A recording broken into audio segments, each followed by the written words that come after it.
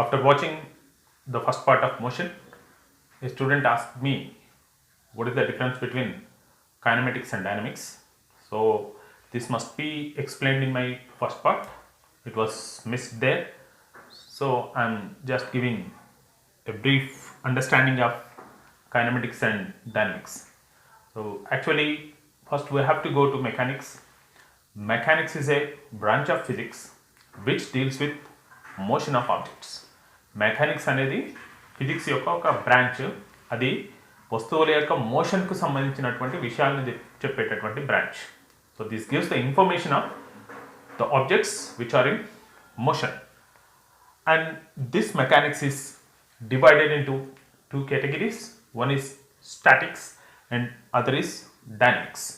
So statics deals with bodies at rest under the effect of or under the influence of different forces. రకరకాలైన forces ఒక body మీద apply చేయబడ్డప్పుడు అది రెస్ట్లో కనుక ఉన్నట్లయితే దాన్ని ఎక్స్ప్లెయిన్ చేసేటటువంటి మెకానిక్స్ యొక్క ఒక బ్రాంచ్ని మనం స్టాటిక్స్ అంటాం. Dynamics is a branch of mechanics which deals with motion of A body. Dynamics అంటేనేమో వస్తువు యొక్క మోషన్కి సంబంధించినటువంటి dynamics again divided into two categories. One is kinematics and other is kinetics. So kinematics deals with the motion of a body without considering the cause. అంటే kinematics అనేది body యొక్క motion explain చేస్తుంది, కానీ it won't consider the cause. అంటే ఏ రకాలైన forces, దాని how much force, what type of force is applied on the body cannot be explained in kinematics. అంటే ఏ రకమైనటువంటి ఫోర్సు ఆ బాడీ మీద అప్లై చేయబడితే అది మోషన్లోకి వచ్చిందనే విషయాన్ని ఇది ఎక్స్ప్లెయిన్ చేయదు. And you have kinetics and that can be called as dynamics proper. So it deals with the motion of a body and also it gives the information of the applied forces. A forces apply చేయబడ్డాయి అనే విషయాన్ని తెలుపుతూ ఒక body యొక్క మోషన్ని describe చేసేదాన్ని మనం kinetics అంటాం. In other words, this can be called as dynamics proper. In part 1, I explained you about what is motion and types of motion, what is rest and why rest and motion are relative, and what are scalar quantities and what are vector quantities, what is distance and what is displacement. These things are discussed in my previous part in motion. Now in second part, I am going to explain you what is speed and velocity, acceleration and so on. So first one is speed. This is nothing but distance by time. Very simple. The rate of distance. Rate. If rate is the term in the definition, then you have to write time in denominator. ఒకవేళ డెఫినేషన్లో rate అనే పదం కనుక వస్తే మీరు డినామినేటర్లో time రాయాలి. So how to find out speed? A car is started from rest and it completes 120 kilometers in 2 hours. Then the speed is equals to distance, that is 120, and this is time is 2. 2 ones are 2, 6 are 0. So it is 60 kilometer in numerator and hour in denominator. So it is 60 kilometer per hour is the speed. Now uniform speed. A body is said to be in uniform speed if it travels equal distances in equal intervals of time. Then we can say the body is in uniform speed. In other words, you can say body is in uniform motion also. Consider a car. It is started from rest and it moves 4 kilometers in first 2 minutes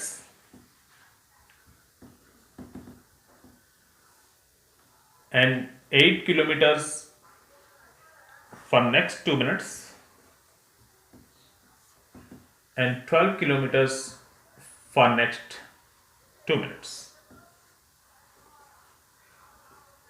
So if you calculate the speed here, it will be distance by time, so which is equals to 2 kilometer per minute. If you calculate here, the distance is 4 again, so 4 by the time is this from here to here 2 and here to here 2, so it is again 4 by 2. So this type of motion is uniform motion, and we can say the body is in uniform speed. Body is moving in uniform speed, because the definition of uniform motion is also if a body covers equal distances in equal intervals of time, then we can say the body is in uniform motion.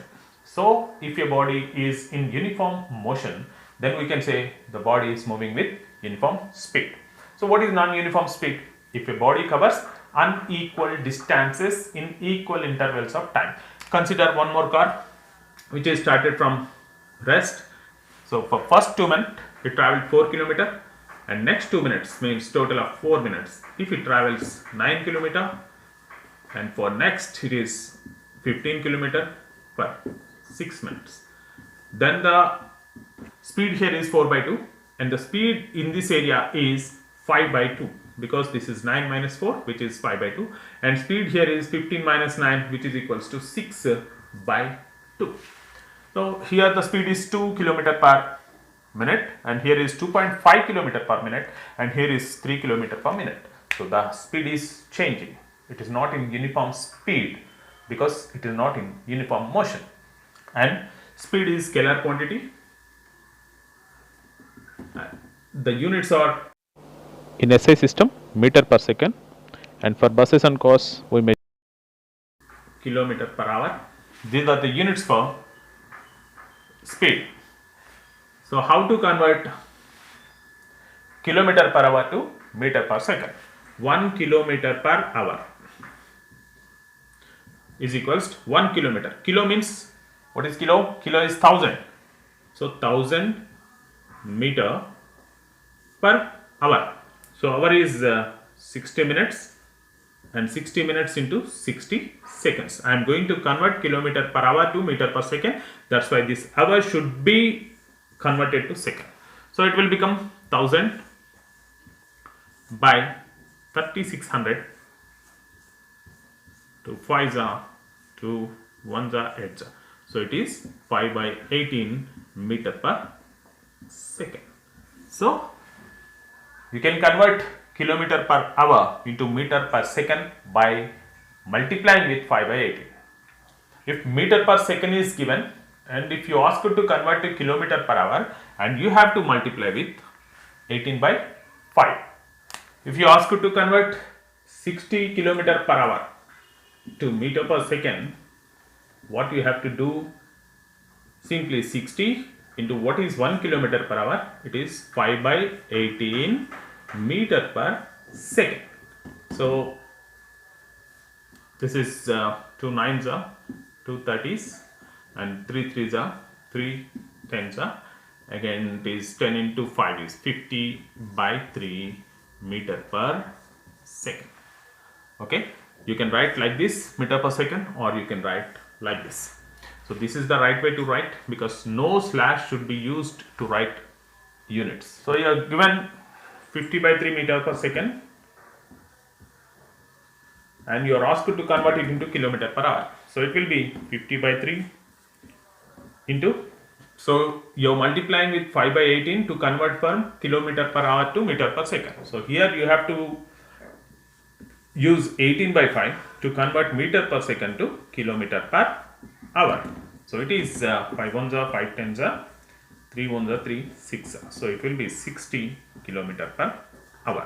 So you must remember that to convert from kilometer per hour, we have to multiply with 5/18, and to convert from meter per second to kilometer per hour, we have to multiply with 18/5. Velocity is given by V, and I can write V as displacement by time, and I can define it as ratio of displacement to time. In other words, the rate of displacement is also called velocity. The rate, if rate is the word in definition, then the time should be in denominator. You must keep in mind. And the units are meter per second or kilometer per hour again. So this is a vector quantity. Uniform velocity, if a body covers equal displacements in equal intervals of time, we can say the body is in uniform velocity. If a body moves unequal displacements in equal intervals of time, then the body is in non-uniform velocity. average velocity, which is given by total displacement by total time, and instantaneous velocity is there. This gives the information of the velocity at a particular instant. అంటే ఒక particular టైంలో ఒక బాడీకి ఎంత velocity ఉందో చెప్పేదాన్ని instantaneous velocity అంటారు. One problem is given here. A car travels half of the displacement with 60 km per hour and the remaining half with 40 km per hour. What is the average velocity? Everyone feels that half with 60 and half with 40. So the average will be 50 km per hour. But you have to use the formula, that is average velocity is equals total displacement by total time. So let the total displacement is x. Then half of the distance is x by 2. So first half with 60 km per hour. Velocity of first half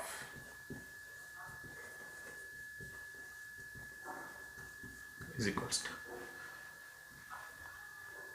Okay.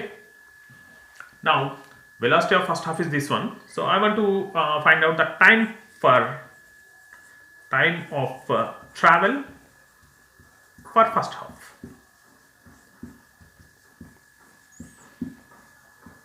Is equals, let it is t1. So t1 is equals to d by v, because you have v is equals to d by t. So I can write t is equals to d by v. So we can say time is the ratio of displacement and velocity. So first half means first displacement is x by 2 by 60, which is nothing but x by 60 into 2, which is equals to 120, x by 120 hours. Okay. Similarly, time of travel for second half. Time of travel for second half.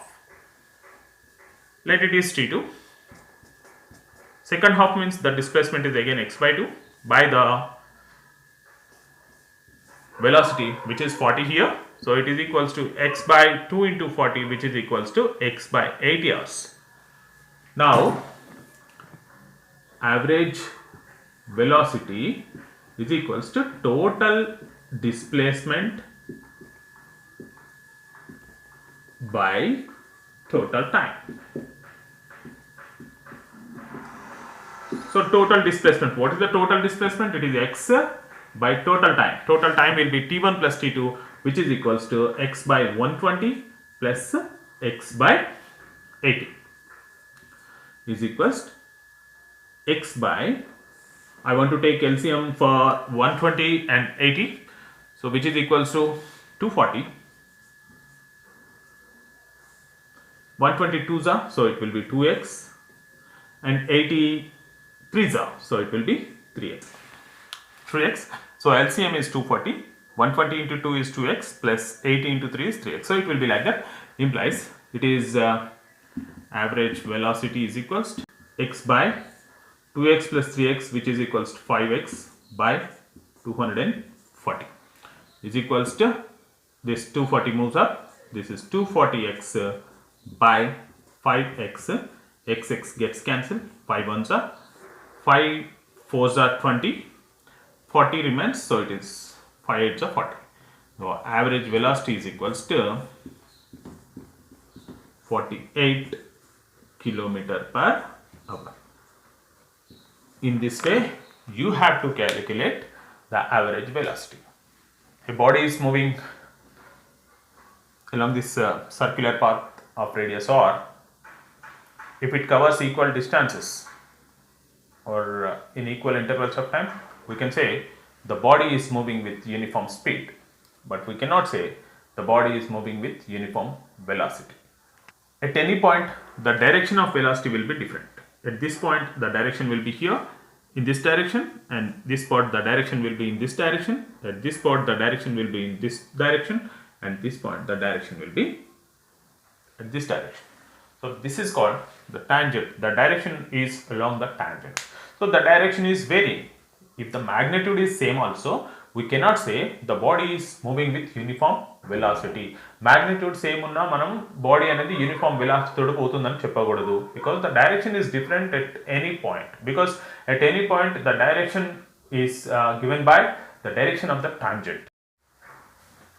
Now acceleration, this word is very familiar to you because there will be accelerator in your bike or your car and so on. So acceleration is given by a. This is also a vector quantity, and this is nothing but the rate of change of velocity. Rate of change of velocity is called acceleration. If a body is moving with velocity v1 and finally its velocity is v2, so if the time taken to increase this velocity from v1 from v2 is t, then acceleration will be v2 minus v1 by t, means change in velocity by change in time. And this acceleration is vector, and the units are, you have velocity units are meter per second, and again one more second is here, so it will be meter per second square. The units for acceleration is meter per second square. Okay, if the velocity is gradually increasing, then it will be positive, and we can call it as positive acceleration, or I can say simply acceleration. If the velocity is decreasing, what will happen? If velocity is decreasing, this acceleration will come into minus, because direction is a must for acceleration as it is vector quantity. We call it as negative acceleration or retardation. Okay, retardation. Again consider a car. I am moving from A to C. So after starting I have to increase the speed. So speed is increased. If the velocity or speed is increased, then you have positive acceleration. After, my destination is approaching, then I have to apply brakes, then the velocity gradually decreases and comes to 0. Here velocity is decreasing. If the velocity is decreasing, then the body will be in negative acceleration, or I can say it is in retardation. Adi retardation lo undani cheptam.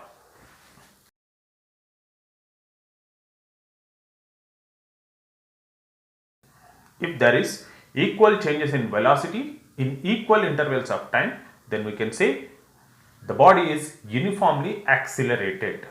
Okay. If there is unequal changes in velocity in equal intervals of time, then we can say the body is moving in non-uniform acceleration. Now we are going to draw distance time graphs. Okay, a graph will have two axes, one is x-axis and other is y-axis. In graphs, always the independent quantity should be on x-axis and the dependent quantity should be on y-axis. So first one is for a stationary object, we are going to draw the distance time graph. Stationary means its position should not change. So the graph will be like this. Why it is like this means, as the time is increasing, the position is same.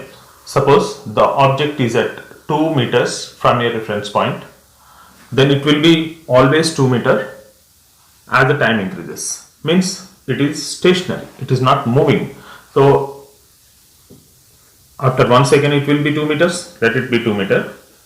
After 2 seconds also it is at 2 meters. After 3 seconds also it is at 2 meters. And after 4 seconds also it is at 2 meters. If you join all these dots, you will get a straight line. This is the graph for a stationary object. Uniform velocity.